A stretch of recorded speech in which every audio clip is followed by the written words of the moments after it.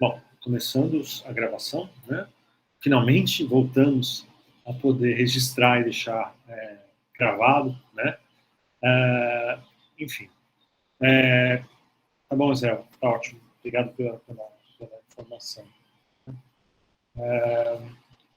Jaqueline já começou, já fez uma pergunta. Ótimo, Jaqueline. Vamos lá. Fiquei em dúvida sobre o que exatamente. Como se coloca alguma coisa que a gente produziu no P5 em algum div específico do HTML. Jaqueline, isso é um processo bem complicado, tá? Ele não é um processo simples. Para colocar o seu P5 em um div específico, ou seja, inserir a sua construção em algum lugar específico no documento HTML já existente, né, você vai ter que fazer isso via programação junto ao HTML e junto ao JavaScript. Tá? Deixa eu te mostrar aqui no nosso material. Minha tela está um pouquinho torta, deixa eu virar aqui. Nossa, assim. No nosso material que está disponível para vocês, Public, está aqui, na parte de P5, uma das poucas coisas que já existe lá, porque os livros de P5 ainda, os capítulos de P5 ainda não foram escritos, né, ou traduzidos, né, na verdade só traduzido o Processing para o P5 material, mas uma das poucas coisas que está já lá são essas técnicas, ou esses procedimentos, né, para que a gente possa inserir a nossa programação em P5 dentro de um site, né? Então, há várias maneiras, né? Como eu coloco aqui no texto, há várias estratégias, né? A estratégia mais fácil e simples é colocar apenas o seu P5 num documento integral, né? Em HTML, que é esse processo que está aqui. Mas para você conseguir inserir alguma coisa dentro de um div, ou você vai colocar dentro desse div um iframe, tá? Então, dentro do seu div no HTML, você vai colocar um iframe, ocupando aquele div integralmente, tá? Então, você vai fazer isso dessa forma, né? Quer dizer, você vai gerar um HTML externo, um outro HTML com o teu código P5, com a tua construção, tá? E você vai inserir este HTML, né? Esse HTML externo, dentro do teu HTML que você está querendo colocar coisas, através de um iframe, tá? Que é uma instrução do HTML que é para justamente inserir coisas, documentos HTML externos dentro de um próprio documento HTML. Entenda que essa estratégia, o teu documento HTML externo, né, aquele que você está inserindo dentro do teu div, ele fica completamente isolado. Ele não interage em absolutamente nada com o HTML onde ele está sendo inserido, tá? Então, assim, ele não tem conexão, ele não tem comunicação com o HTML onde ele está sendo colocado, quando você usa o iframe. E a outra estratégia é bem mais complexa, né, para que a gente possa fazer isso, né, é você começar a trabalhar com uma programação que a gente chama de instance container, ou seja, você vai criar uma instância P5, você vai criar um componente P5, né, dentro do teu código, né? Como assim? O que é uma instância P5? É como se você pudesse colocar vários P5s numa mesma página. Tá? E para cada um dos P5s que você está criando, você vai ter que programar informando para qual deles que você tá instruindo, colocando as suas instruções, porque é muito complicado. Porque com essa estratégia de instâncias P5 numa mesma página HTML, uma instância pode mandar instruções para outra. Então, vamos supor, você tem 3 P5s rodando ao mesmo tempo numa mesma página. O que roda em um pode falar, eu quero que um quadrado apareça naquele ali, ou naquele outro ali. Ou esse aqui pode falar, eu quero que crie um retângulo cinza naquele primeiro ali. Então, você pode... Eles se comunicam. Então, você pode... O que você pode mexer nos elementos dispersos, né, separados, então você passa a ter que programar dizendo em qual instância específica aquela instrução, como uma linha, por exemplo, ela tem que ser construída. Tá? Isso torna o teu código muito carrancudo, tá? Muito difícil. Né? Se você olhar aqui, ó, ainda estamos usando var aqui, ó, isso aqui é antigo, tá? Você vai ter que criar vários sketches, né? Vai ter que criar várias variáveis contendo códigos inteiros de P5, né? Então, ó, esse cara aqui, ó, esse sketch, né? Ele vai ter um draw, que é uma função que coloca coisas para o tal do P, que é esse cara que está aqui, que é esse cara que está aqui. Quando a gente vê funções, a gente vai entender isso aqui um pouquinho melhor, né? E aqui objetos, vai entender isso aqui um pouquinho melhor. E depois você vai instanciar isso, quer dizer, você vai inserir isso no teu código, dizendo exatamente isso, ó. Vou criar uma nova instância de P5 com o que tiver dentro de sketch, que é essa variável que a gente criou aqui, e isso vai parar dentro de um div chamado com ID elemento HTML, tá? Então esse cara aqui, new P5, vai fazer exatamente isso. Ele vai inserir dentro de um div que tem um ID específico aquilo que foi atribuído a uma variável, né? Que é um código completo de P5 que vai estar dentro de uma variável. Como eu falei, bem chato de fazer. É realmente um negócio que o teu código fica horroroso, porque qualquer variável, qualquer coisa que você vai usar, você tem que indicar dentro de que instância que você está trabalhando. É ruim, não é agradável não, tá? Então, mais fácil mesmo é trabalhar com iframe, tá? Agora, o iframe ele tem diversas desvantagens, que é o fato dele não se conectar com nada, ele está isolado. Ninguém fala com ele dentro da tua página. Então, você não pode coordenar coisas, né? Vamos supor, eu tenho um site que tem lá um objeto P5 lá no meu site, né? E quando alguém passa com o mouse em determinada opção de menu, eu quero que a cor do meu P5 mude. Então, o movimento do teu mouse em um elemento do código HTML vai disparar alguma coisa que vai mudar o teu P5. Isso não acontece, isso não tem como acontecer quando a gente usa iframe, porque eles não se comunicam. Tá? Não há comunicação, estão completamente isolados uns dos outros. Tá? Isso só é possível fazer quando a gente começa a trabalhar dessa forma. E é bem duro de fazer, assim, bem cavernoso, né? A palavra é um pouco essa, tá? Tem uma forma ainda pior de fazer isso, que é criar realmente componentes JavaScript. Aí você carrega código externamente, é um negócio para deixar cada um louco. Mas isso, gente, para todos, tá? Essas estratégias que estão aqui, a gente usa na medida da necessidade, né? Na medida que você precisa de alguma coisa que uma outra forma não dá conta, ó, eu queria colocar lá o meu documento dentro de um div. Bom, você trabalhar desta forma aqui, né, que é colocar um P5 ocupando todo o teu navegador, não dá conta disso. Então, isso aqui já não funciona mais para você, você precisa de uma coisa mais sofisticada que isso. Então, aí você vai começar a entender porque existem as outras estratégias que você vai começar a usar, né? Antes de você ter a necessidade, não adianta ler muito essas outras estratégias, esses outros mecanismos de implementar o P5 no site, por exemplo, porque não vai fazer o menor sentido, você não vai entender nada, né? Então, se você começar a ler agora o que é um componente aqui, como fazer isso através de componentes JavaScript, você não vai entender nada. Você fala assim, que maluquice é essa? Isso é uma confusão do diabo. É só quando, de fato, você começa a precisar disso, que isso, de fato, vai começar a fazer sentido na tua vida. Você fala, entendi o que dá para fazer. Agora sim, posso usar isso. Mas vai ficar muito ruim, porque é muito mais complexo.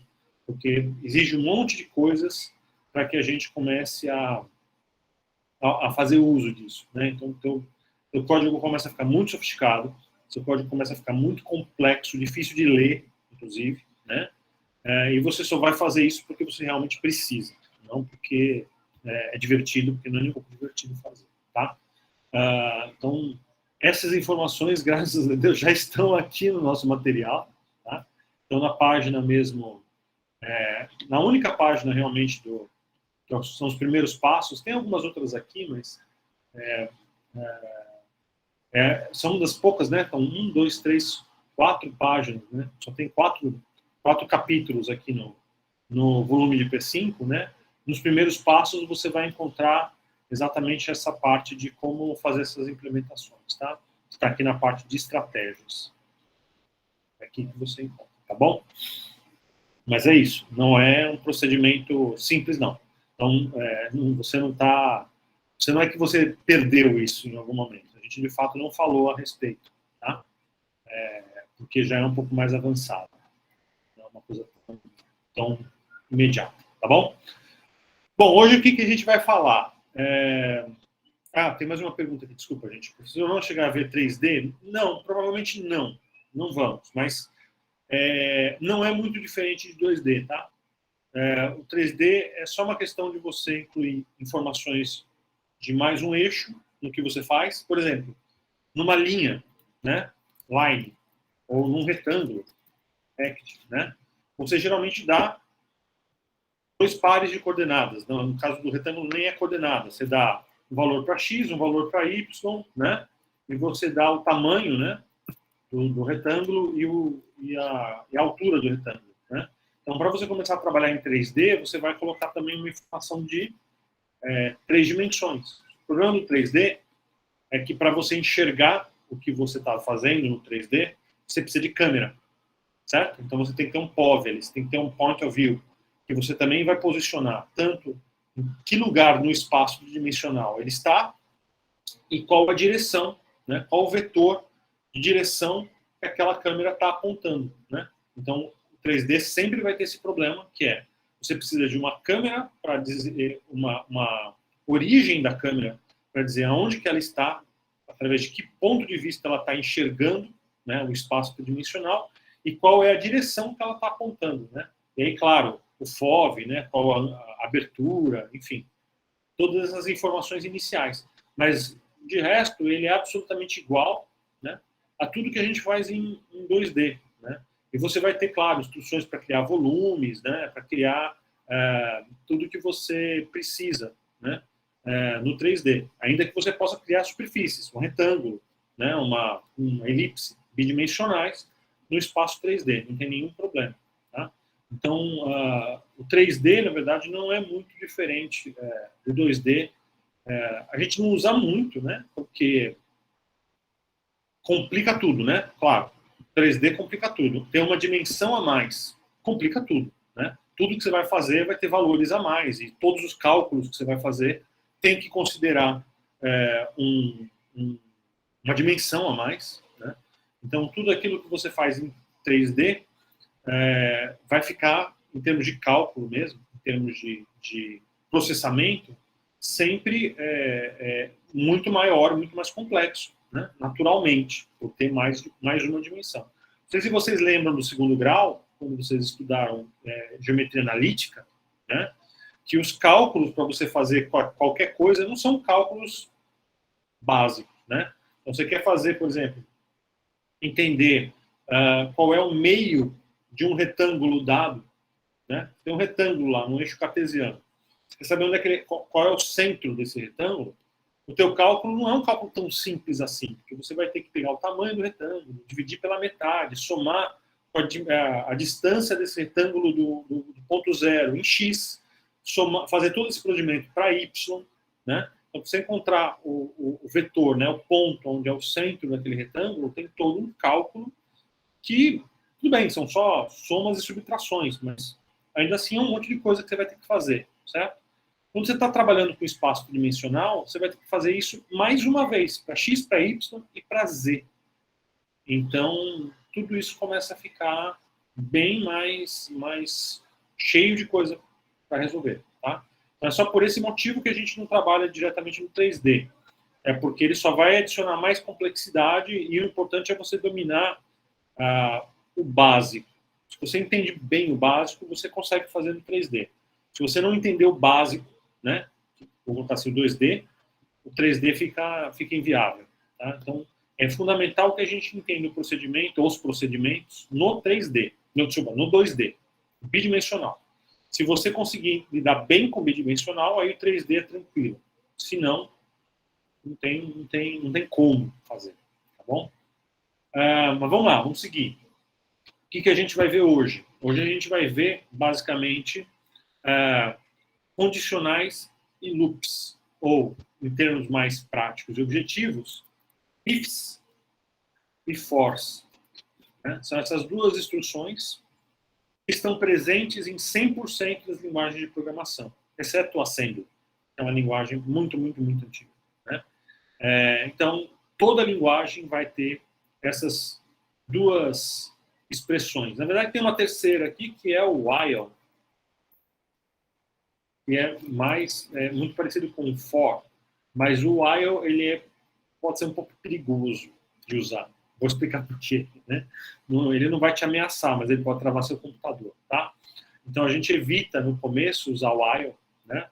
Iniciantes, não é muito recomendável que usem o while, porque eles podem travar o computador. É melhor usar o for. Tá? Mas eu vou explicar também, só para que vocês conheçam. Tá? Então, vamos começar pelas condicionais, pelo if. Né? Para começar pelas condicionais, vamos lembrar desse pequeno detalhe aqui técnico que a gente viu na aula passada, né? Que são as operações lógicas. Né? Então, a gente viu na aula passada as operações de comparação. Né? Então, a gente viu que, por exemplo, se eu falar isso aqui, ó, let x é igual a 10 menor que 7, por exemplo,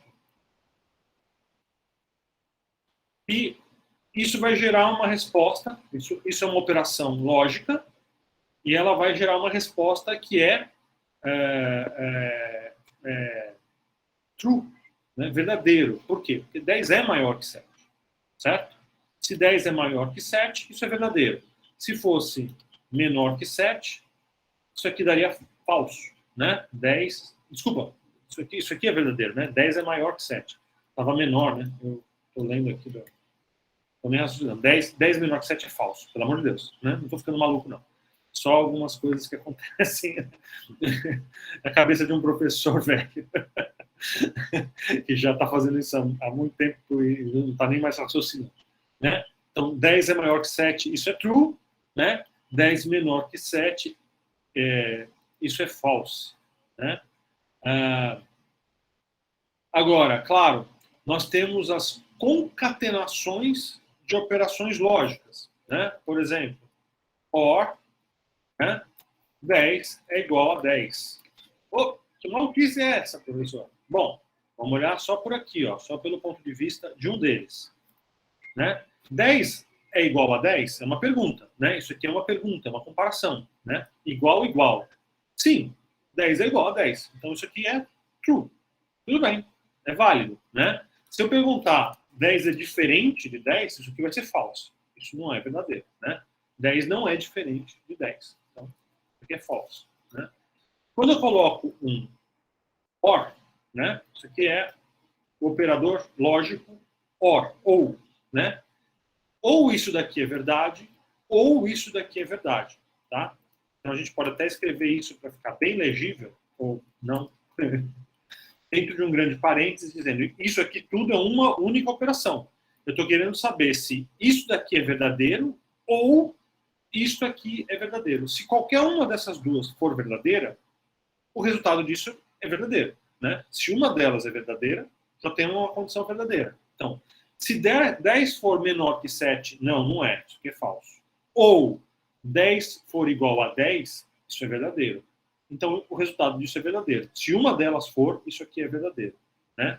Se a gente fizer este outro operador aqui, ó, e comercial, esse é o operador de AND. E. Então, isso aqui é uma soma. As duas operações precisam ser verdadeiras para que o resultado disso seja verdadeiro. Aí, nesse caso, o resultado disso aqui é falso. Por quê? Porque esta operação aqui não é verdadeira. Esta é falsa. Se uma delas é falsa, então esse conjunto inteiro já é falso. Tá? Então, o e, o AND, e, todas elas precisam ser verdadeiras para que o resultado seja verdadeiro. O OR, apenas uma delas precisa ser verdadeira para que o resultado disso seja verdadeiro. Tá? Então, isso são comparações. a gente está construindo. Tá? Então, vamos lá. Eu vou só colocar aqui... Não vou colocar nada, por enquanto. Só para a gente ir lá para o if, né? Vou criar um x aqui, ó. 0. E vou falar o seguinte aqui, ó. X é igual a x mais 1. Certo? Então, o x vai aumentar progressivamente a cada frame rate, né? Ele vai aumentar uma posição. Então, eu vou colocar aqui line x, 0, x, 500. Então, isso vai desenhar linhas, né? Uma atrás da outra na posição de x, né? Na posição cartesiana de x. E x vai aumentando de tamanho. Aí, ó. Normal, a gente já viu isso várias vezes na disciplina, né? Então, a gente está desenhando as linhas uma atrás da outra. Tá ótimo, né? A gente poderia falar aqui que x é igual a x mais 10. Então, a gente vai pular.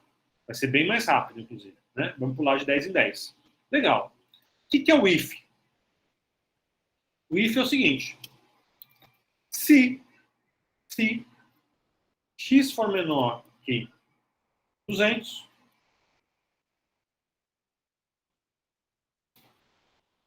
certo? Se ele for menor que 200, você faz isso, desenha a linha. Ah, legal. Se ele for igual ou maior que 200, não faz nada. Aqui, pelo menos, não faz nada. Então, aqui, ó. Chegou a 200, ele travou. Certo? Eu poderia também falar o seguinte, ó. A condição else é importante por quê? Porque o else diz pra gente o seguinte, o que eu faço se isto daqui não for verdadeiro? Por enquanto, se isso aqui não for verdadeiro, não faça nada, absolutamente nada. Porém, se isso daqui não for verdadeiro, ou seja, se isso daqui for falso, você pode fazer outra coisa. Então aqui eu vou fazer o seguinte, ó. Line 0,x, 500,x. Eu vou usar o valor de x na coordenada y. Vamos ver o que acontece. Aí, ó. A partir do momento que o x é maior que 200, né, maior ou igual a 200, isso aqui passa a ser falso. O que ele vai fazer não é mais isso, e sim isso daqui, o que está no else. Tá? Então, isso daqui é importante para a gente poder controlar o fluxo do nosso código em função de uma condição. Até aqui a gente tinha já falado um pouco na aula passada. A gente já tinha mostrado isso, já tinha visto isso na aula passada. Então, a gente sempre está trabalhando com uma condicional, certo? Uma condição. Isso aqui é uma condição. Que, se verdadeira, ele executa um código. Se for falsa, ele executa outro código. Né? Essa condição pode ter inúmeras linhas, pode ter subcondições. Né? Então, a gente pode ter aqui, ó, uma subcondição, apesar de que isso não é muito recomendável, ficar fazendo muitas subcondições, porque torna o código difícil de ler. A gente pode fazer, não tem nada de errado em fazer, mas não é legal fazer porque começa a ficar difícil de entender. E se x for menor que 500, faça isso daqui. Ou seja, se o x for maior que 200, maior ou igual, ele vai fazer isso aqui. E aí, só se o x for menor que 500, até 500, que ele vai desenhar uma linha. Do contrário, ele não vai fazer nada. Aí ele para, ó. Repararam? Deixa eu colocar menos aqui, ó. For menor que 400, 300. Opa. Alguma coisa... Ah, desculpa. Mexi no lugar errado. Tá aqui, ó. Aí. Né? E claro, se eu for começar a colocar condição dentro de condição, dentro de condição, dentro de condição, o meu código começa a ficar muito difícil de entender. Tá? Então, tomem cuidado em como vocês vão articular essas condições. Tá legal? Existem maneiras até mais inteligentes de fazer quando você tem muitas condições possíveis. Quando a gente for ver função, a gente vai ver que tem maneiras mais legais da gente trabalhar isso daí, tá? Do que ficar criando uma condição dentro da outra. Pois muito bem, vamos lá.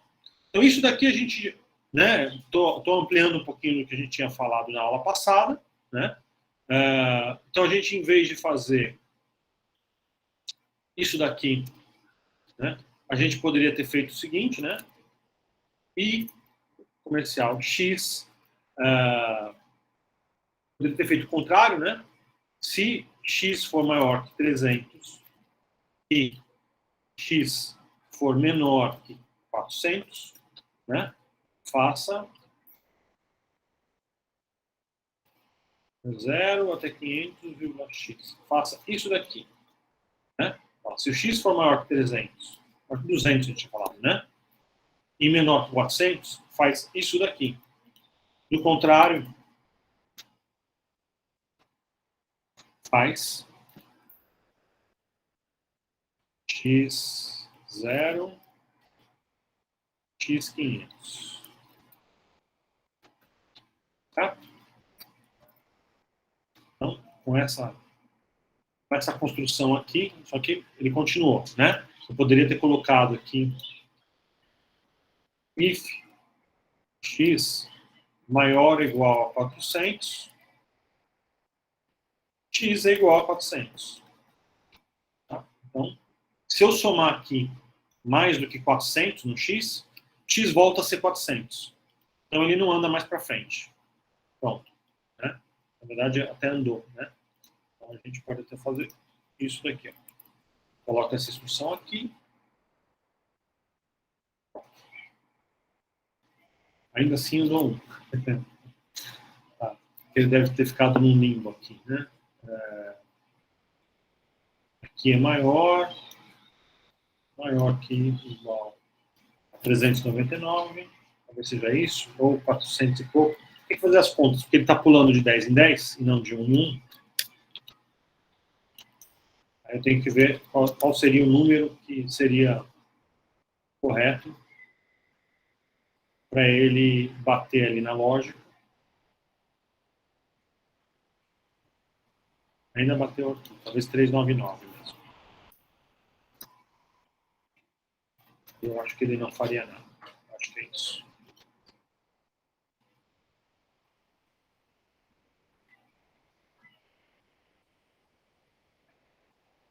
Pronto, é isso. Ele virou 400 e 400 já cai aqui. Né? Bom, condicionais, né? Condições, né? A gente já começou a perceber, já começou a entender, né? Agora a gente vai ver uma outra coisa que são os loops. E os loops no P5 são uma coisa complicada, né? Não é que não deve ser usado, né? Mas a gente sempre tem que entender que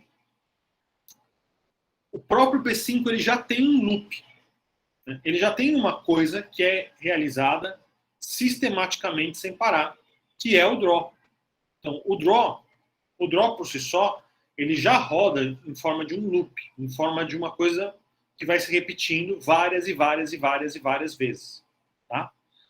Então, muito cuidado ao usar loops no P5, não em JavaScript. Em JavaScript vocês vão usar torto e direito. Mas muito cuidado na hora da gente usar loops no P5, porque a gente já está rodando alguma coisa dentro de um próprio loop que é o draw, né? De alguma coisa que já está se repetindo inúmeras vezes. Tá? Agora, os fors, né? Um for, ele é muito mais rápido do que o draw. Tá? Então, um for, se você colocar um for em número, um for gigantesco aí, ele vai rodar muito mais rápido do que um único quadro do draw. Tá? O que é um for? O que é um loop? Né? O loop é alguma coisa que vai ficar sendo executada até uma determinada condição não ser mais verdadeira. Tá? Então a gente estabelece uma condição, provavelmente uma comparação, uma operação lógica, né? Enquanto essa operação lógica for verdadeira, este loop vai ser executado. A hora que ela parar de ser verdadeira, este loop para de ser executado. Como assim? Então vamos lá. Ó. X igual a x mais 1, certo? Então a gente tinha uma linha x, 0, melhor, vou fazer uma outra coisa aqui, ó. Act x, 0, 10, 10. Então, e aqui eu vou colocar de 20 em 20, por exemplo. O que vai acontecer? Ele vai me desenhar vários quadrados, tá vendo? E saiu desenhando quadrado, ainda está desenhando quadrado, né? Um monte de quadrado. Né? Para não ficar muito colado aqui, eu vou tirar do 0, eu vou colocar aqui no 10, tá? Vai ficar mais fácil. Né? Aí, desenhei um monte de quadradinho. Legal. O que o loop faz, então? Eu vou falar para ele uma condição, e enquanto essa condição for verdadeira, ele vai executar várias vezes alguma coisa, que pode ser esse rect, por exemplo. Tá? Então eu vou colocar aqui o seguinte, ó. For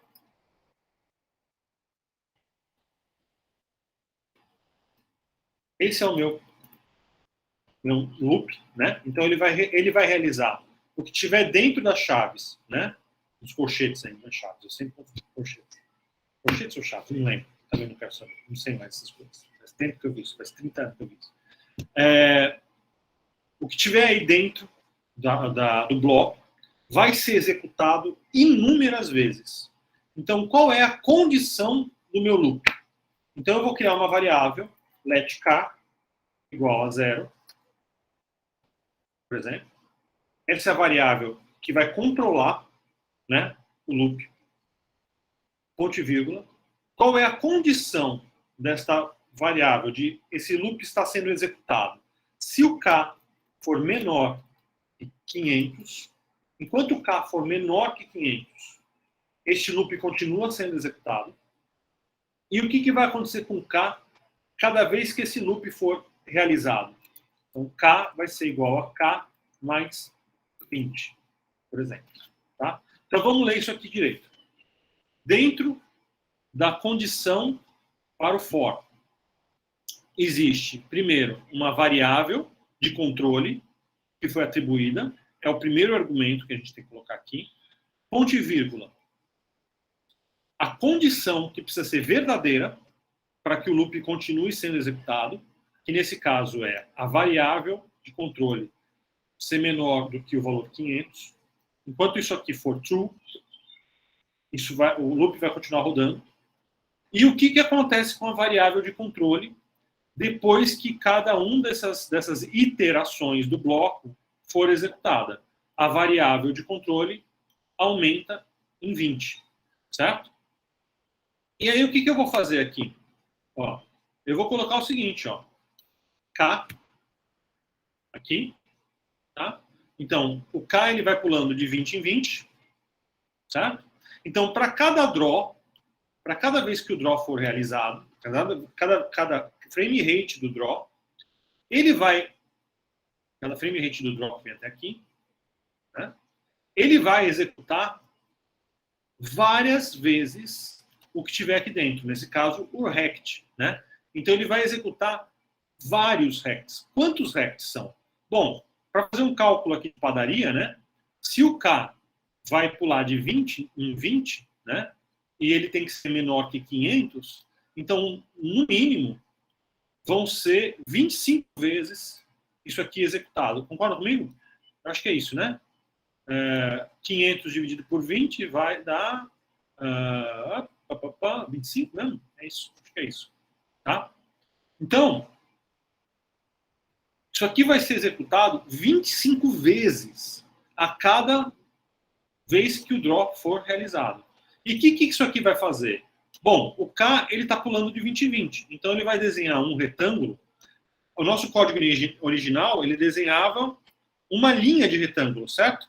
Agora o que ele vai fazer? Antes de desenhar o próximo retângulo que vem na próxima iteração do draw, ele vai desenhar vários retângulos na vertical. né? Porque eles vão estar sendo variados pelo K. Olha aí, vamos ver o resultado. Aí, ó. Tá vendo? Nossa, mas apareceu um monte. É, apareceu um monte. Por que apareceu um monte?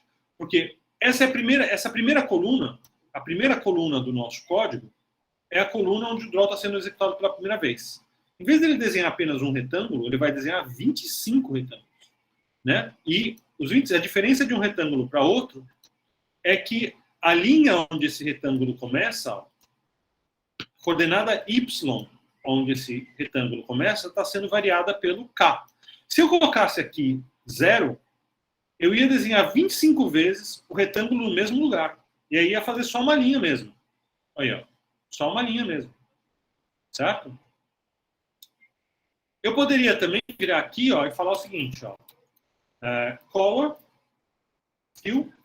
Aliás, deixa eu colocar um no stroke que me dá aflição. Eu tenho toque. Aquela borda do retângulo me dá aflição. Né? Fill, por exemplo, vou mexer no vermelho. Né? K, 128,128, por exemplo. Né? Uma cor meio média. Aí, né? Então, além de eu mexer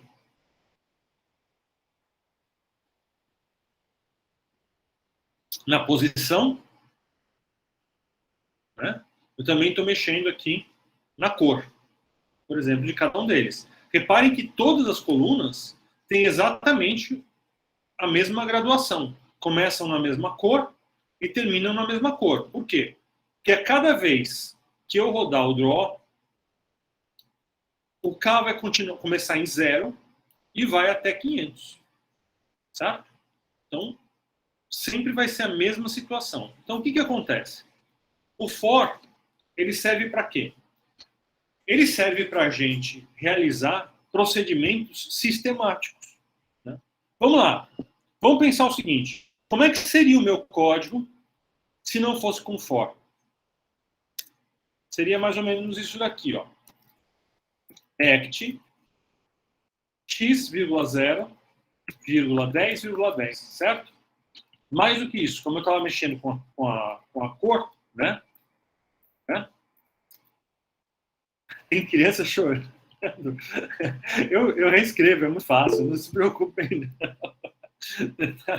não se preocupem não, eu vou refazer o for, fiquem tranquilos, né? Só para vocês verem, tá? Ó, fill, né? Eu coloquei aqui K, 128,128, certo? Era isso, né? Mas não tem mais o K, não tem mais o loop. Então é 0. Concorda comigo? E um retângulo. Tá, qual é o próximo? O próximo ia ser o K10, não é isso? Então aqui 10, né? 10,0,0. E qual que ia ser o próximo? 20. 20, 20. 20 não, era de 10 em 10, não, desculpa, era de 30 em 30, na verdade, de 20 em 20. Então, esse aqui era 20 e 20, desculpem. Esse aqui era 40 e 40. Olha só, já deu errado.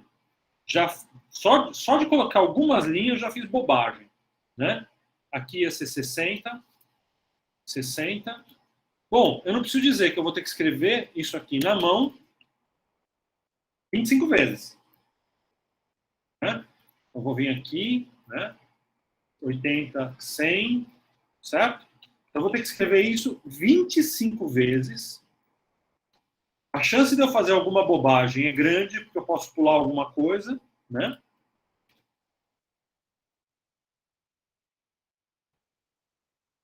Posso perder aqui o fio da meada e fazer uma bobagem aqui, certo?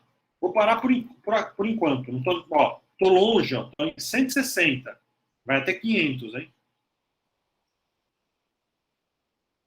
Mas já é um começo. Aí, ó. Aliás, eu não coloquei o meu no stroke. Pelo amor de Deus, tem um toque. Aí, ó. Aí. Tava indo, né? Mas vai dar um trabalho fazer isso, certo?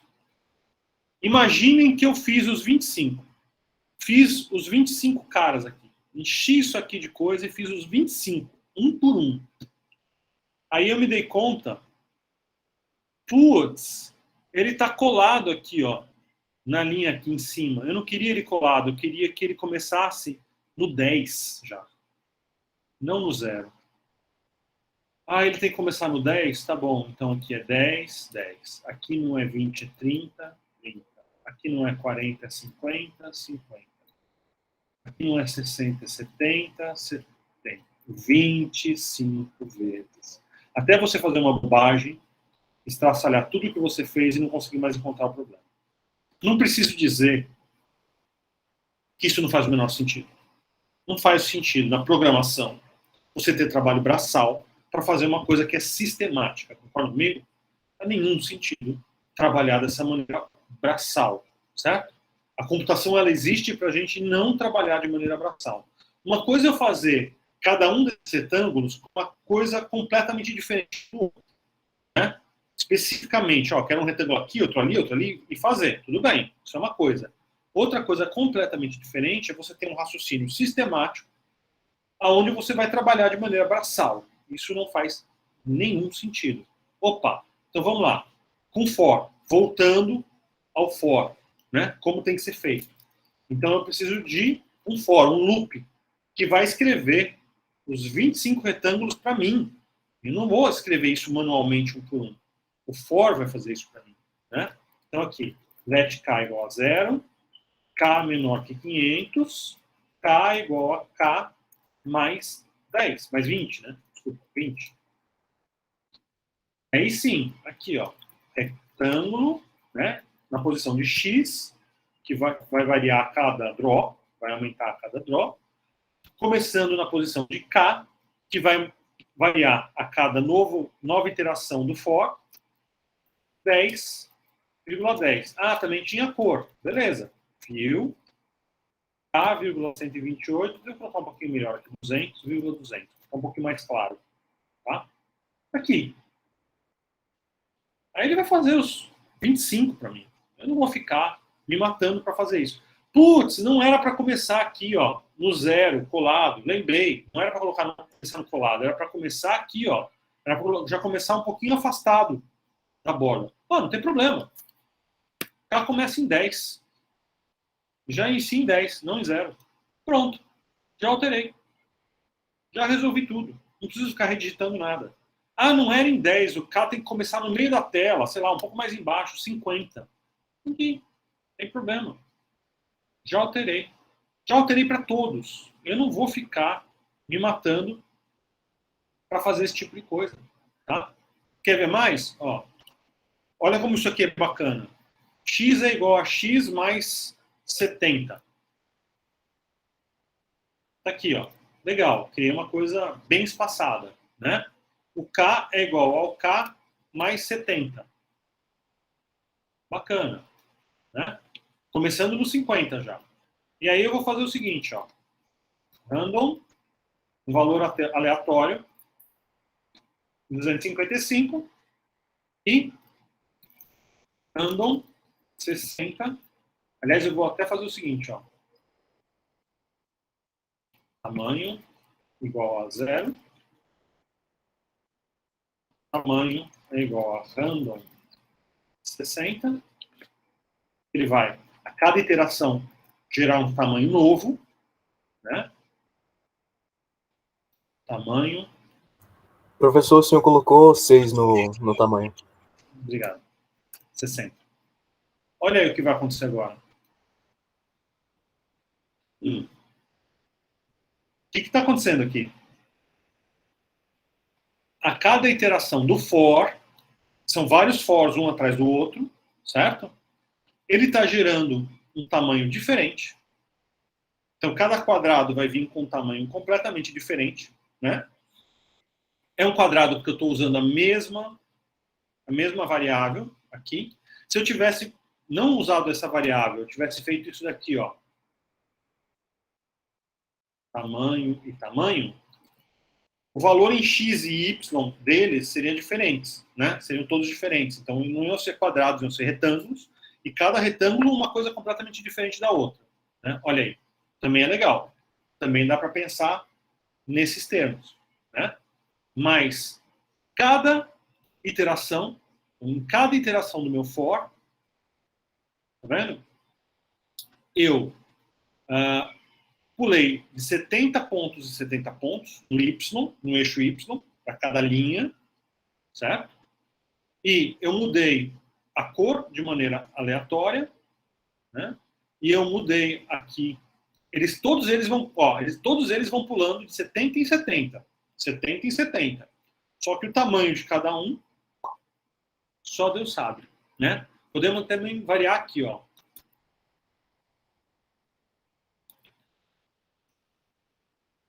Tá aí, ó. Uma coisa completamente colorida. Vamos colocar um background branco.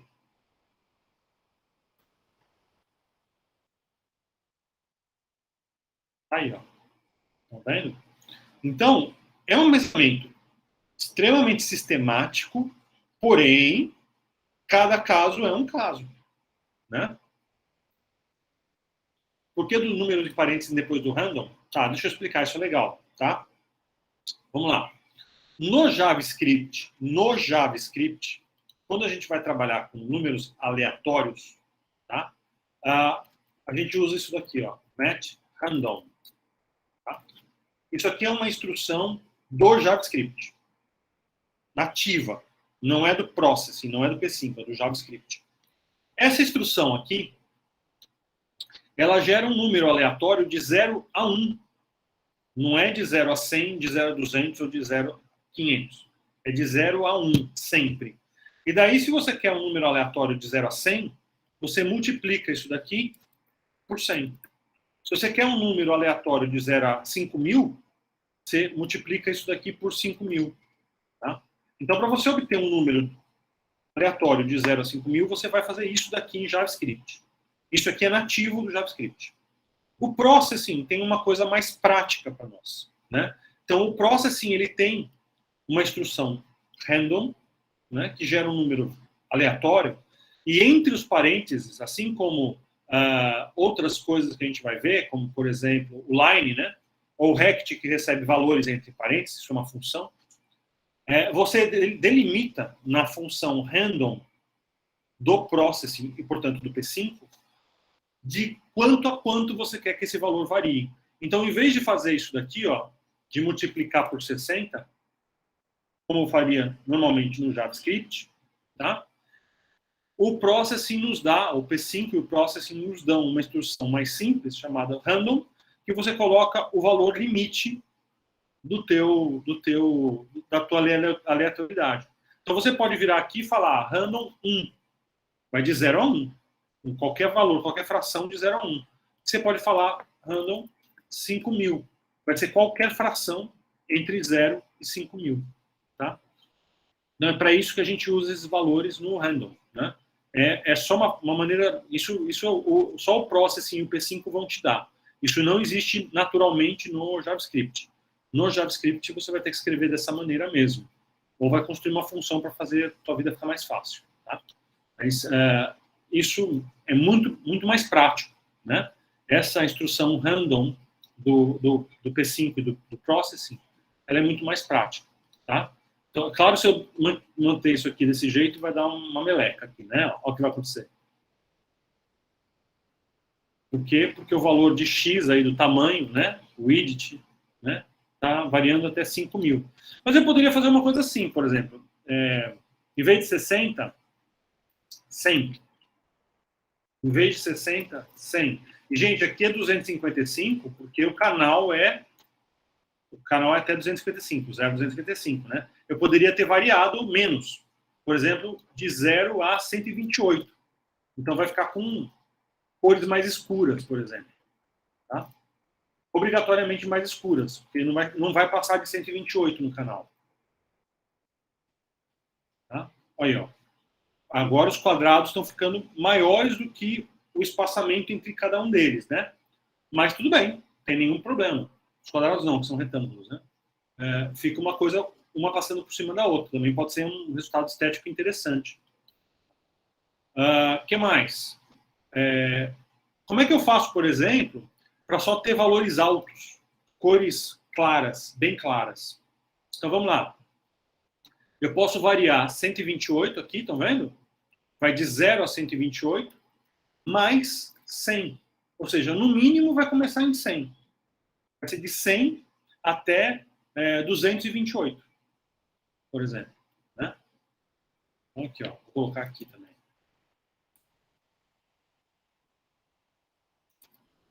Certo? Então, todas as cores vão ficar claras. Obrigatoriamente. Porque, no mínimo, o registro de cada canal vai ser 100. No mínimo. Né? É de 100 para cima. Tá? Então, isso também é uma maneira da gente regular a aleatoriedade que a gente está trabalhando. Tá? Então, você coloca, você soma um valor mínimo, ele vai começar a partir desse valor mínimo, e aí ele vai gerar aleatoriedade a partir dali. Isso é outro caminho. Outra coisa que a gente poderia ter feito é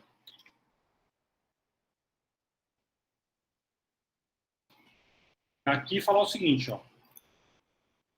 Melhor cor não, canais.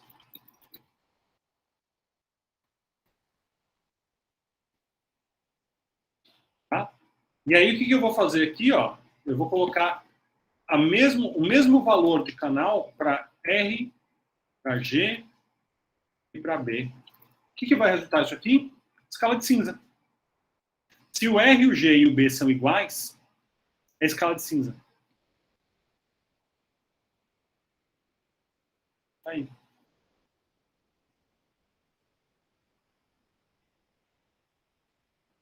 Júlia, vamos lá. Como é que a gente faz essa quantidade de quadradinhos? Né?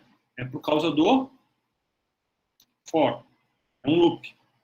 Então, antes do for, calma, não se preocupem, eu volto já com isso aqui.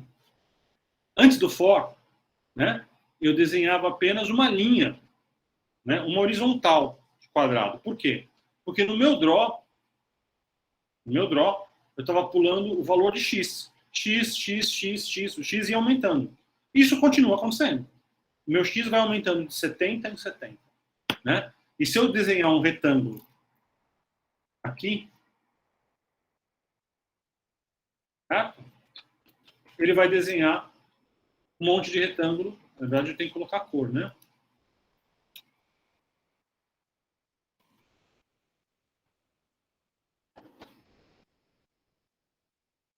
Aí, ó. Um monte de retângulo. Eu coloquei eles grandes, né? Vou colocar aqui 60. Ele vai desenhar um monte de retângulo, um atrás do outro. Tudo bem, normal. Mas o que acontece? O que eu fiz aqui foi criar um loop. O que é um loop? É alguma coisa que vai ser executada diversas vezes, né? Enquanto uma condição for verdadeira. Qual é a condição? Enquanto a variável de controle k, que foi definida dentro da condição do loop, enquanto ela for menor que 500, isso aqui vai continuar sendo executado várias vezes, diversas vezes. Nesse nosso caso aqui, nem sei quantos, que teria que fazer a conta aqui, mas são aí por baixo umas 8 ou 9 vezes. 8, 9, 7, 8, 7 vezes. No mínimo 7 vezes. Por que 7 vezes? Porque o K pula de 70 em 70. Então, 7 vezes 7, 49, né? Então, 490. Então, ele vai rodar 7 vezes, né? Antes de ser maior que 500. Na 8ª vez, ele já é maior que 500, ele para de rodar. Então, isso daqui vai rodar 7 vezes a cada execução do draw. Cada execução do meu draw, eu vou rodar esse conjunto de instruções 7 vezes. Tá? Então, é para isso que serve um loop. Agora, vamos lá. Coisas importantes aqui. Tá? Professor, eu então poderia fazer 2 loops? Fazer o loop na horizontal e o loop na vertical? Poderia. Poderia. Não tem nenhum problema. Né? Então, em vez de fazer x igual a x mais 70, eu poderia colocar aqui, ó, for, né, let x igual a 10, x menor que 500, x é igual a x mais 70. O que aconteceu aqui? Tá? E poderia ter colocado aí um outro loop, certo? Tudo bem, gente? Então, eu tenho dois loops. Eu tenho um loop que vai ser a vertical, o x, vai pular, em vez de colocar x mais x, né? Colocar um loop para controlar o x. Vai ter um loop que vai rodar de coluna em coluna, e vai ter um loop dentro dele que vai rodar de linha em linha. Isso não tem nada de errado. Tá certíssimo isso que eu fiz aqui, tá? Só tem um pequeno detalhe, no caso do P5, que vocês têm que ficar muito esperto. P5 é o Processing. O Draw. Certo? Isso tudo aqui, gente, vai acontecer numa única iteração do Draw. Tá legal? Cada vez que o Draw for executado, tudo isso daqui vai acontecer. Então, ele vai preencher a tela inteira com quadrados na primeira vez que o Draw for executado. E depois ele vai fazer isso todas as vezes. Tem alguém aqui que tem... Como é que chama quando a gente vê coisa estroboscópica na tela, que fica piscando? Tem alguém aqui na turma que tem algum tipo de reação? Esqueci como é que chama essa reação. Epilepsia, perfeito, Ivon. Tem alguém que tem epilepsia? Não? Ninguém? Posso rodar essa desgraça aqui? Porque isso aqui vai dar epilepsia, tá? Isso aqui vai disparar epilepsia, tá? Vou mostrar para vocês. Aqui não tá nem... Só tá no cinza. Se eu colocar aqui no... Deixa eu colocar aqui, ó. Isso provavelmente vai dar epilepsia em alguém, tá? Dependendo da velocidade que isso roda, tá? Localmente, para mim, com certeza. Para vocês, como está sendo transmitido, talvez ele corte uns frames aí. Para vocês está cortando um monte de frame. Ainda bem, é mais saudável. Para mim não tá. Tá piscando que nem uma desgraça. Tá? O que aconteceu aqui? Então vamos lá. Aliás, deixa eu colocar aqui, ó, 60. Aliás, agora eu vou fazer o nosso código original, ó. Vou usar o tamanho. Tamanho igual a random 60.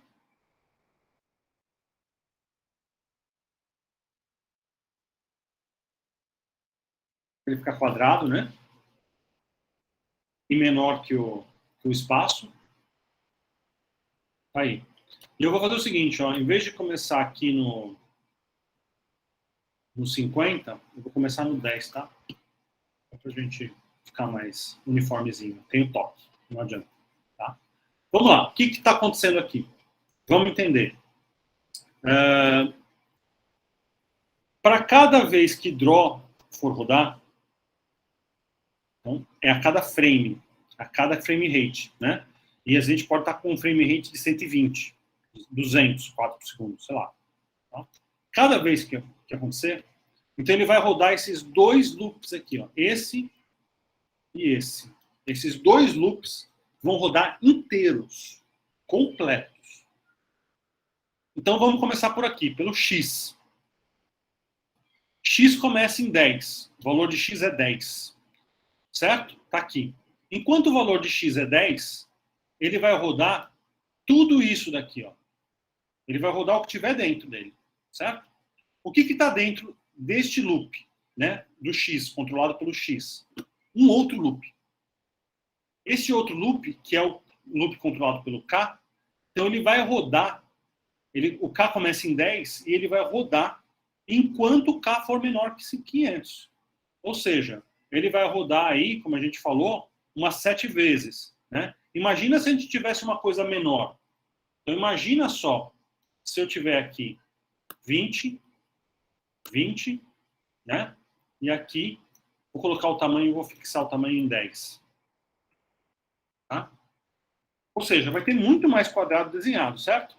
Então, aqui vão ter pelo menos 25, e aqui vão ter pelo menos 25, né? No X vão ter 25, e no K vão ter 25. Aí, ó.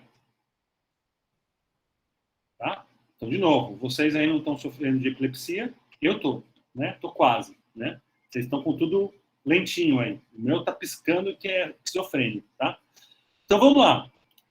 Para cada X, para cada vez que for rodar este looping aqui, certo?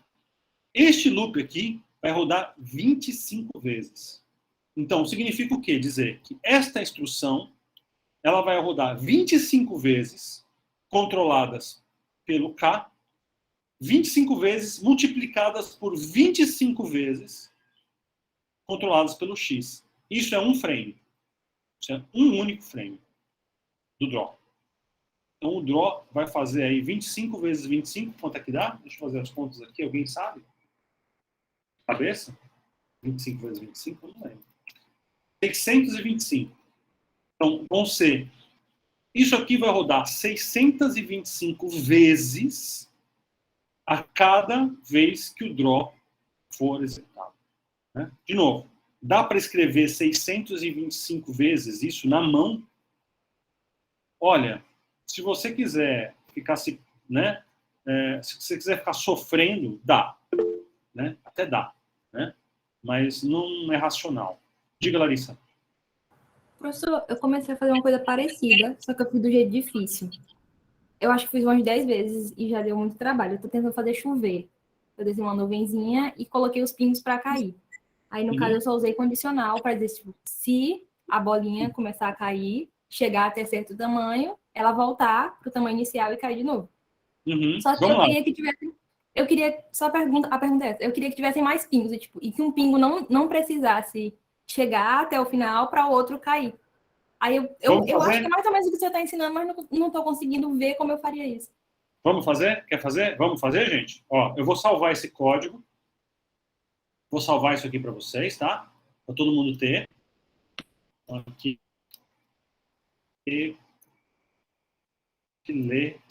Epilepsia, tá?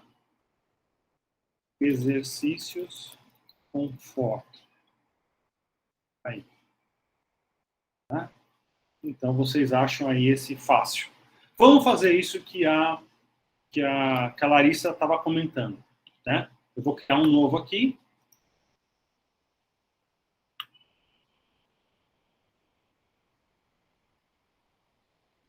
Então, vamos lá. Vou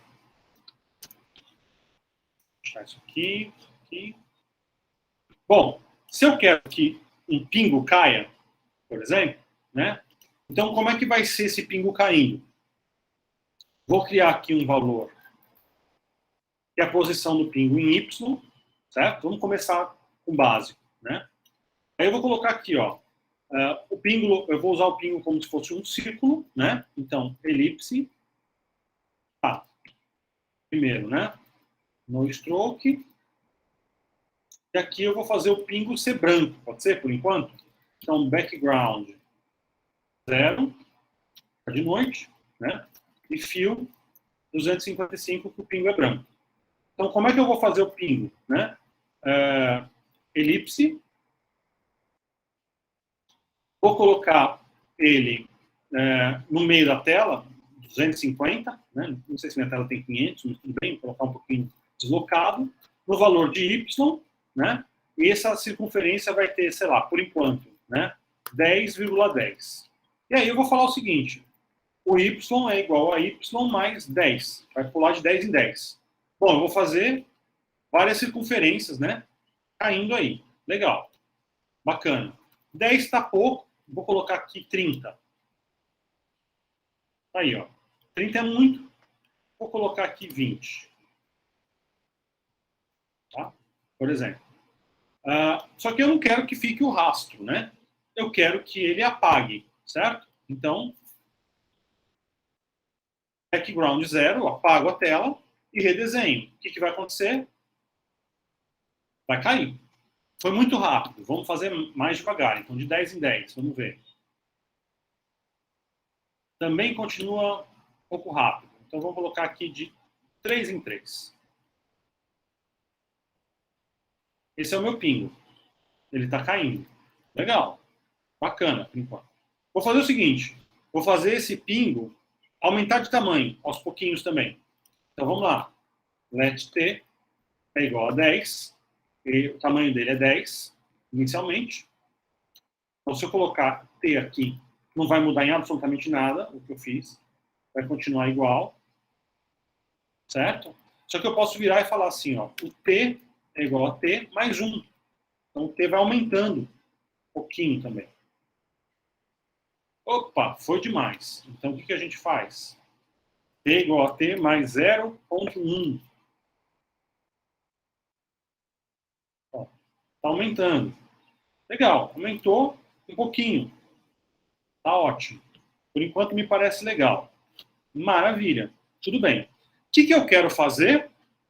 Se o valor de y for maior que 500, por exemplo, se ele passar ali de 500, ele volta a ser zero. Uma condicional.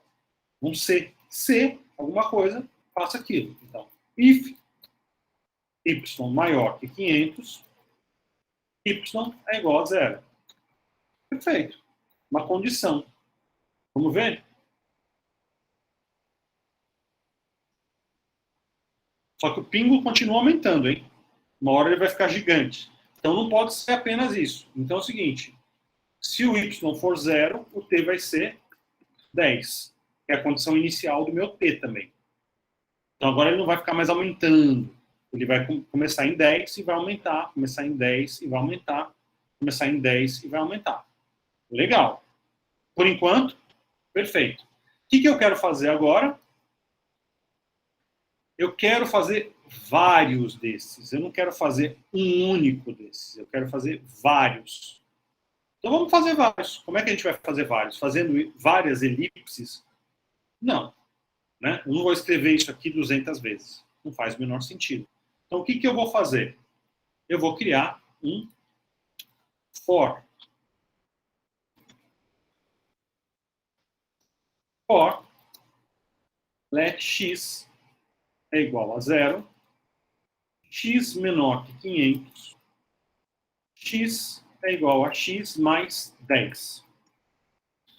Aqui, e vem até aqui. Eu vou jogar isso aqui tudo um pouquinho para frente, para vocês não perderem aonde que a gente está no código, né? Então tá aqui, ó, elipse. Só que por enquanto, né, eu vou rodar aqui, né, 50 vezes isso daqui, tudo no mesmo lugar. Só vai ficar mais lento o meu programa, né? Porque ele... Eita, alguma coisa que aconteceu aqui. Porque ele está, na verdade, fazendo todos eles, né? 50 vezes. Mas olha só. Em vez de 250, eu vou colocar x. Né? O que vai acontecer aqui? Reparem que o background está fora. Ele está fora do meu loop, né? Então, olha só. Oi? Ah, é claro, né? É que isso daqui já está aqui dentro. Desculpa, eu botei isso aqui dentro. Isso aqui tem que ficar fora. Perdão, gente. É? Por quê? Porque ele vai desenhar as elipses. Agora sim. Ó. Ele vai desenhar as bolinhas. Certo? Várias bolinhas. Várias delas. Certo? Tá aí. Caindo juntas. São as várias, né? Tá muito junto? Beleza, vamos colocar aqui 20. Todas elas caindo. Juntas. Ainda continua muito junto. Lá no final, a gente tem tudo meio grudado, né? Tá aqui, porque eu estou desenhando várias. E, aliás, ó, meu X não vai começar em 10, não. Vai começar em 30. Porque senão fica tudo grudado no canto e eu tenho toque. Eu falei que eu tenho toque. Né? Tá aqui, ó. Pô, legal. Bacana. Só que não era bem isso. Certo? Eu queria que as gotas caíssem meio que, né, não todas juntas, certo? Então vamos lá. Como é que a gente pode fazer isso? Aqui a gente vai começar a ter um problema que o for não vai resolver por si só. Que é o seguinte, né? A gente precisa articular essas posições sempre de uma maneira sistemática, né? Então, o que eu posso fazer aqui? Eu posso, por exemplo, falar que o y aqui vai ser o y menos o 10, por exemplo. Menos o x, desculpa. Menos o x. Vou botar uma fórmula aqui. Isso vai dar uma distribuição diferente. Ó, vamos ver. Aí, ó. Tá vendo? Mas ele, o que vai acontecer? O meu valor de x continua lá embaixo. E aí ele apaga e começa do começo. Tá? Ó, vamos raciocinar aqui. Ó. A elipse começa, em vez do seu valor de y, certo? Em vez de ser no valor de y, é o valor do x. E o x está coordenado aqui. Ó. O x vai aumentando. Ó. Ele começa em 30, depois ele vai para 60, depois para 120, certo? Então o valor de y está sempre... A cada bolinha desenhada, o valor de y está subindo. Só que o valor de y continua, né, sendo alterado aqui, ó. E quando ele é maior do que 500, não tem jeito. Maior do que 500, ele zera. Zera. Certo? Então, eu poderia, por exemplo, gerar um valor aleatório. Poderia. Então, vamos lá. Let muda é igual a 0. Muda é igual a random 300, por exemplo. Né? Eu poderia colocar aqui y menos muda. Isso ia dar uma variância, mas... na verdade não vai dar nenhuma variância, porque isso aqui vai ficar sendo gerado aleatoriamente, né? Então, também não vai adiantar. Né? O que eu poderia fazer para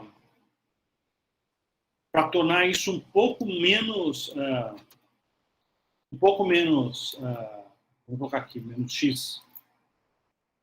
Eu poderia, em vez de colocar 500 aqui, colocar 1000. Aí, ó.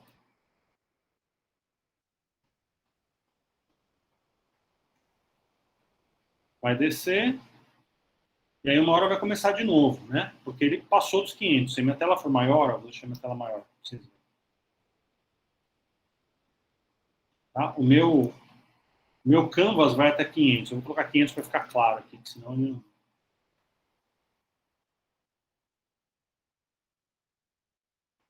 Mas o problema é, eu não tenho como modificar isso por um valor aleatório. Porque se eu modificar isso por um valor aleatório, eles vão ficar tremendo, né? Vamos lá, vou mostrar aqui para vocês. Ó. Muda é igual a random 10. 10 é pouco, tá? Ou melhor, vou colocar random 2. 2 pixels só de diferença. Eles vão ficar tremendo. Vão ficar batendo, assim. Vai ficar uma coisa meio tremelique.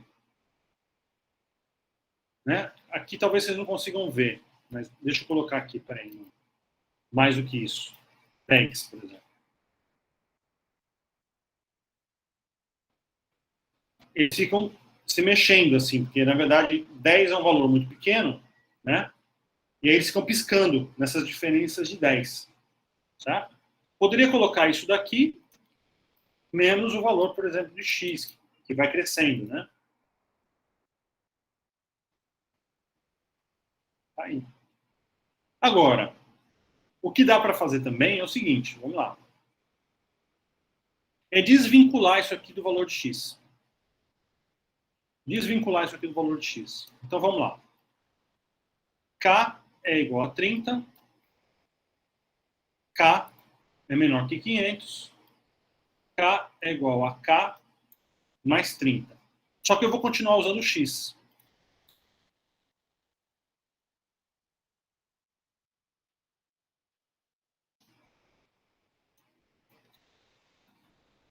X é igual a x mais random 20, por exemplo.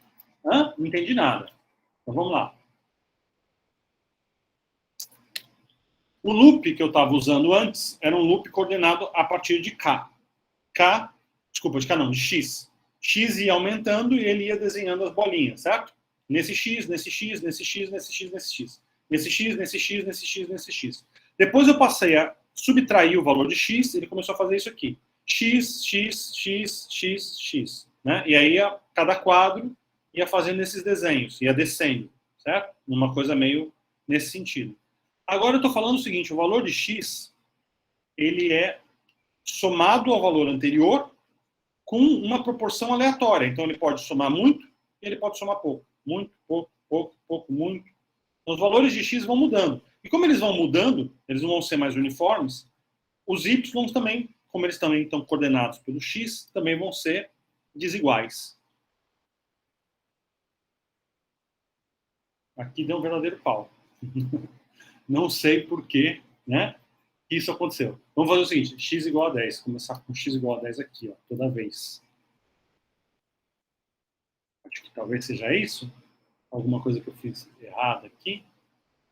Let x igual a 10, x igual a 10. Aqui, eu acho que é isso. Tem algum problema? Aí, ó. Aí. Bom, esse random que eu coloquei no x é meio grande, né? Então, vamos colocar aqui 8, por exemplo. Ou melhor, já vou colocar aqui x é igual a x mais 10. Não, mais random. É isso, vamos ver. Ó, eles vão cair de uma maneira meio aleatória, né? Mas, né, de uma certa maneira, né,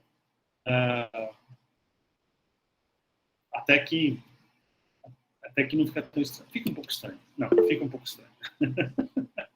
Isso fica estranho. Não ficou bom, não. Diga, Samuel. Só para confirmar a praticidade do negócio. O jeito certo mesmo de fazer isso seria criando um array com pingos. No mínimo, né? Assim. É o que a gente vai ver lá no final. Na verdade, não é nenhum array, é criar objetos mesmo. A maneira mais inteligente de se fazer isso é você criar um objeto chuva, né? Um objeto pingo. E aí multiplicar esse objeto diversas vezes. E cada um deles vai ter um comportamento próprio, né? Sim. Mas isso já é muito mais sofisticado, a gente vai ver lá, né? Para usar apenas um for para sistematizar isso daí, né? A gente tem que ter uma maneira, uma sistemática. A gente tem que ter alguma coisa que vai acontecer de uma forma previsível, né? Ou seja, orientada a partir das variáveis, certo? Então, aí o que dá para fazer de variação é um pouco lidar com o x e com o y, né? E esse muda definitivamente não ficou muito bom, né? O que mais que a gente poderia aplicar aqui? Deixa eu ver, que poderia também resolver. Eu acho que, na verdade, é isso, né, que a gente poderia fazer. A gente poderia colocar mais um loop. Poderia colocar mais um loop. Vamos ver como é que funcionaria se a gente colocasse mais um loop, né? Fazer isso dentro de outro loop também. Então, vamos ver. Em vez de a gente trabalhar com y dessa forma, mas aí ele desenharia todos os quadros. Não, aí não colocar um outro loop, ele faria tudo acontecer em um intervalo de uma fração de segundo. Então, não resolveria fazer isso, não adiantaria fazer um loop, né? A gente teria que coordenar isso de uma outra forma. Vamos fazer isso na força bruta, para vocês verem? Então, vamos lá. Ó, na força bruta, a gente chama, né? Na mão. A gente vê o trabalho que dá fazer as coisas, né? Ó, vamos lá. Let x1 é igual a 0, x2 é igual a 20, 30, x3 é igual a 60, x4 é igual a 90, x5 é igual a 120. Vou usar só isso, tá?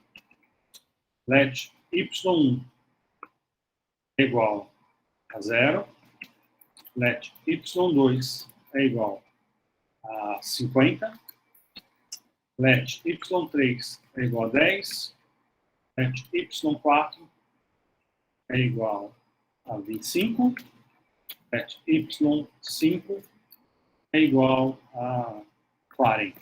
Pronto. E aí, o que eu vou ter que fazer? Elipse x1, y1, 10,10.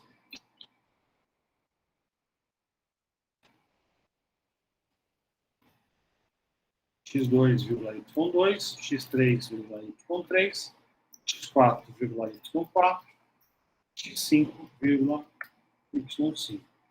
Né? E x1 não vai mudar, x2 não vai mudar, y1 é igual a y1 mais 5. Vou colocar aqui 5 vezes. Eu vou poder variar as velocidades também.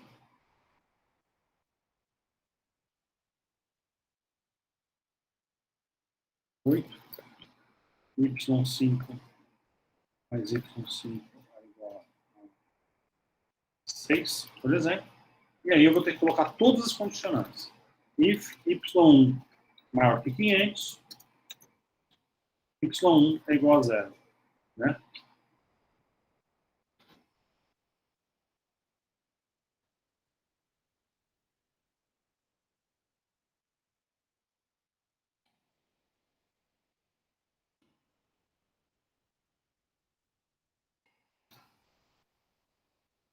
Isso para fazer 5, hein?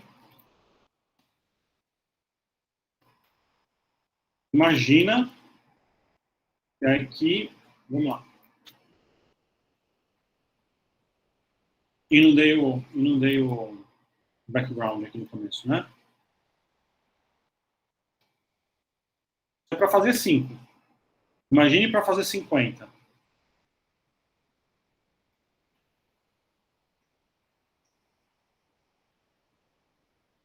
Tá? É para isso que vão servir os objetos, que é o que a gente vai ver lá na frente, tá, gente? O objeto eles vão servir para isso. Oh, meu Deus. O jeito que você fez foi, assim, até mais trabalhoso. Eu tinha feito usando só 2 variáveis. É tipo, um grupo de pingos caía de um jeito e outro de outro. Só que assim fica mais legal, mas dá muito trabalho. Mas é trabalhoso, é força bruta, tá?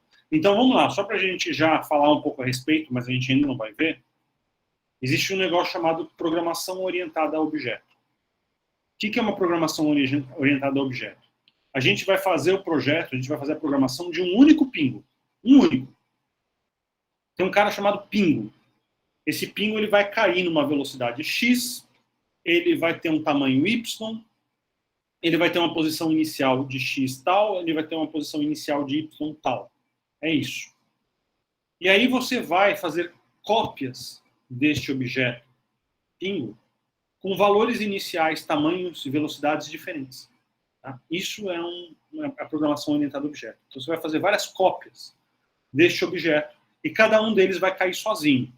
Tá? É isso que é a orientação ao objeto, basicamente. Tá?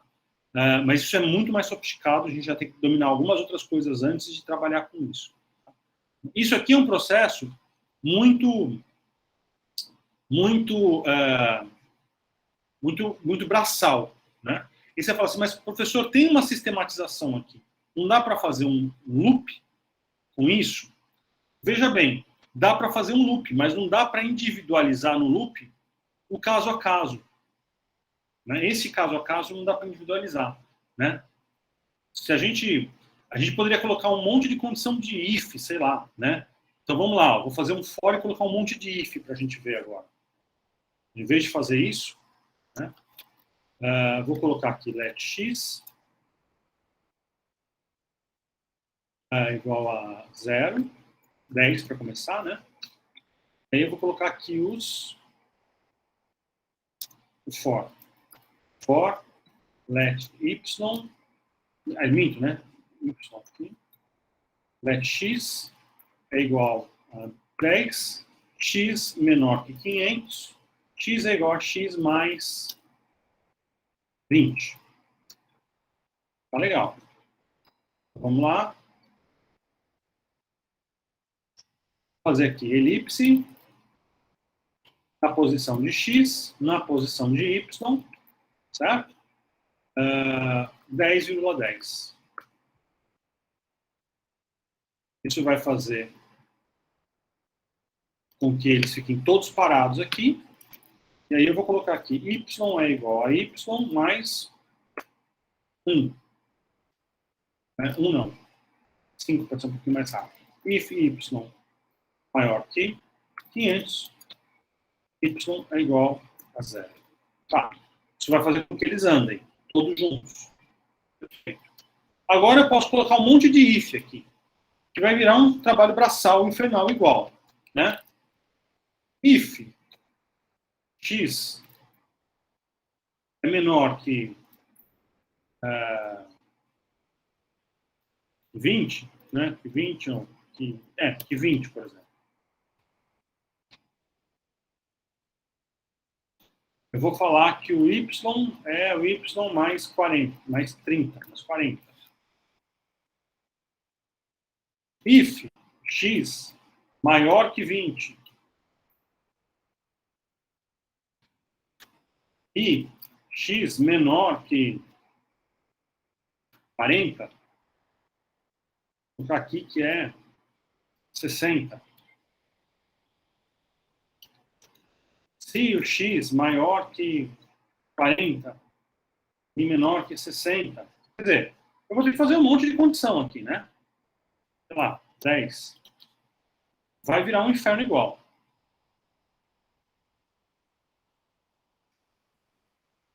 Tá? Por quê? Porque esse é um eu não estou sistematizando isso como matemática, né? Uma fórmula matemática. Eu estou sistematizando isso num caso a caso mesmo, né? Não tem regra. A regra é arbitrária. Eu estou colocando aqui a regra e é desse jeito. Ponto final. Tá? Tudo bem? Deu para entender como é que funciona um for? Deu para entender como é que funciona essas condições? Eu vou mostrar para vocês o while, para vocês entenderem também, né? Conhecerem, mas não é recomendável que se use o while para iniciantes. Tá? Vou mostrar também por quê. Então, vamos fazer aqui quadrados. Ó. Então, se eu fosse fazer quadrados, né? For, eu vou usar o for para começar.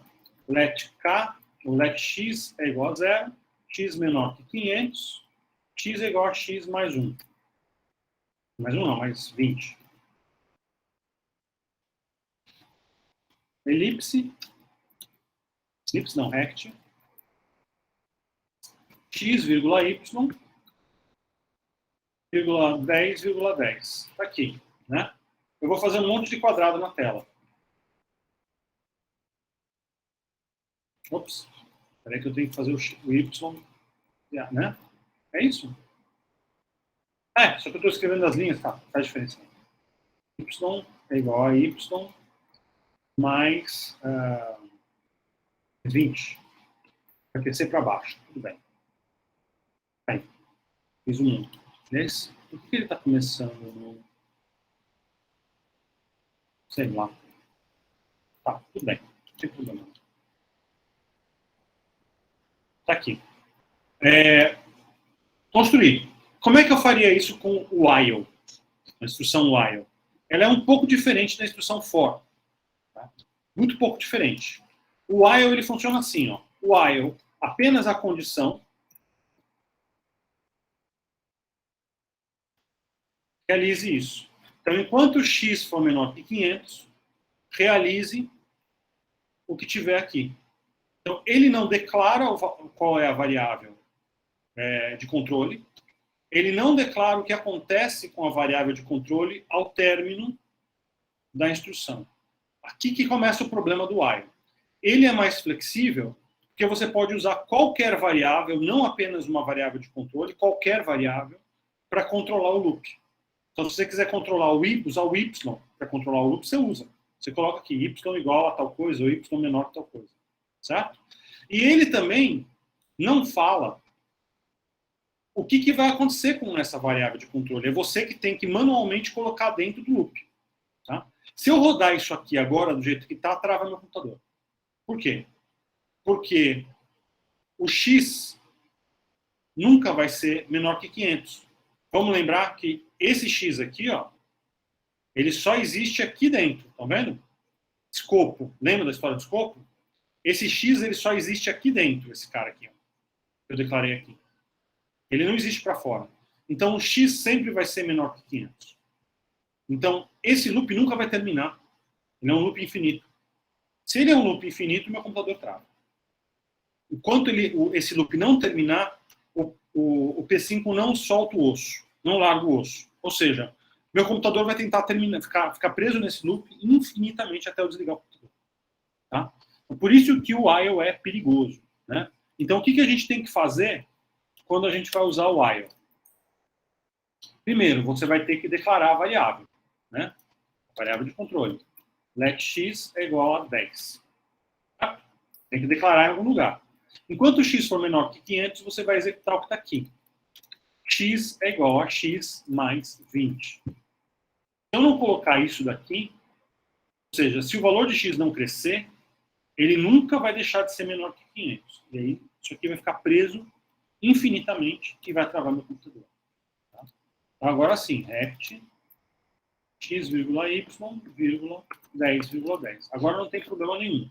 Eu declarei a variável, ela existe, ela tem um valor inicial. Eu coloquei a condição e eu, dentro do meu loop, coloquei o que acontece com essa variável. Ela muda, né? Então, se ela muda, essa condição ela pode se virar false em algum momento, né? Tá? E aí o loop termina e o programa segue. Tá? Então, o risco do while é isso, é você esquecer de colocar um negócio desse. O for, ele já coloca todas as condições na declaração do for. Então não tem como isso acontecer. Né? Já está lá a variável de controle declarada, já está lá a condição da variável, né? E já está aqui, já está lá no for, na instrução do for, o que acontece com essa variável a cada iteração. Né? Não tem como você esquecer uma coisa dessas no for. No while você pode esquecer e pode dar um baita no problema. Né? Aqui, opa, o que aconteceu? X, Y, o Y não está aumentando por quê? Deixa eu ver aqui. Estranho. Era para x menor que 500. Ele está desenhando um x, está ok. Desenha uma linha. Depois ele tem que desenhar na outra. Por que ele não está desenhando? Que estranho. Também não coloquei o background, né? Tirei o background aqui. Não tinha background. Isso não. Não sei por que o Y não está rolando aqui. Muito estranho. Alguma coisa que eu fiz de errado eu não estou enxergando. Se eu fizer aqui dentro, ele vai deixar na diagonal. Normal. Por que no while ele não seguiu o meu draw? Não sei. Alguma coisa estranha aqui que eu não estou entendendo por quê. Y igual a Y mais 1. Também não vai mudar. Estranho, gente. Muito estranho. Bom, tudo bem. Né? Geralmente funciona. É alguma coisa que eu estou fazendo de bobagem que eu não estou entendendo aqui na lógica, que deu uma estranhada. Não era para ter dado no while. O while também funciona normalmente, tá? Fiquem tranquilos. Alguma coisa aqui do... Ou alguma bobagem que eu estou fazendo que eu não estou enxergando, porque já estou... A cabeça já cansou, né? Ou alguma incompatibilidade com... O X está resetando. Sim, o X está. Mas o Y não. Né? O X e o Y estão declarados aqui, ó, posição original deles, não no draw. O Y deveria aumentar. Vamos fazer um teste aqui com a cor, por exemplo. Ó. Fill Y, 128,128. Ele não está, por algum motivo, ele não está deixando o meu valor de Y entrar aqui. Ele está considerando o Y sempre 0. É estranho, né? O X já começa, sim. É verdade. O X, é verdade. Exatamente isso, Samuel. Perfeito, né? Porque é isso. O X não está resetando. É isso aí. Você tem toda a razão. X é igual a 0. Perfeito. É o problema da lógica. Tá aí, ó. Agora sim. Vai rodar. Perfeito. Né? E de novo, né? Quando a gente usa o for, o X é resetado. Ele começa no 0 e vai executar toda a iteração, do 0 até o 500. No while, não. você somou, ele chegou em 500, e aí ele vai ser sempre maior que 500. E acabou, ele não vai mais executar isso daqui, porque essa condição vai ser falsa. Entenderam? O que o Samuel enxergou e que eu não estava vendo, né? Porque o while é isso, ele não reseta. Aí eu tive que resetar o valor de x para 0, toda a iteração do draw, e aí sim ele vai executar. Aí vai funcionar. Tá? Então, problemas da gente usar o while. Tá? Principalmente no P5, aonde, ou no processing, que a gente está trabalhando dentro de alguma coisa que já está funcionando em loop, tá, gente? Então, ótimo, Samuel enxergou aí. Muito bom. Ó, de novo, fiz bobagem. Qual foi a bobagem? E o Y. Agora eu não mexi no Y. Né? Y igual a Y. Mais 20. Tá aqui. Caguei lá o Y. Aí. Tá? Perfeito, Samuel. Ótimo. Muito bom. Busca emprego. Se eu souber, eu te aviso. Se eu souber de alguém lá no Porto que está precisando, eu te aviso. Pode deixar. Tudo bem, gente? Deu para entender? Eu não recomendo o uso do while. Vocês já perceberam, né? Já perceberam que as chances de dar algum problema são muito maiores do que as chances de dar problema com o for. O while tem as suas vantagens, né? Ele tem muitas vantagens quando você está usando outras variáveis e você quer, por exemplo, que o valor de x permaneça depois, tá? Então, ele tem muitas vantagens nesse sentido, mas é só para isso, tá? Só para essas questões, tá claro? Dúvidas? Restou alguma dúvida? Alguém ainda quer esclarecer mais alguma coisa? Não? Agora não. É isso. Testem, experimentem, brinquem com isso. Enquanto vocês não colocarem a mão na massa, vocês não vão descobrir problemas, não vão descobrir questões e não vão ter dúvidas mesmo, tá? Exatamente, Júlia. Na hora de fazer, a brincadeira é outra, tá? Então, realmente, experimentem, testem, construam códigos, cometam erros, né? E depois de vocês cometerem erros, vocês podem trazer aqui, né? Ou podem trazer para o monitor trabalhar com vocês e ajudar vocês a entender onde estão os erros, tá bom? Tá legal, gente? Então é isso. Vou parar aqui a nossa gravação. Nos vemos na semana que vem, né? Onde a gente vai começar a ver as funções, tá?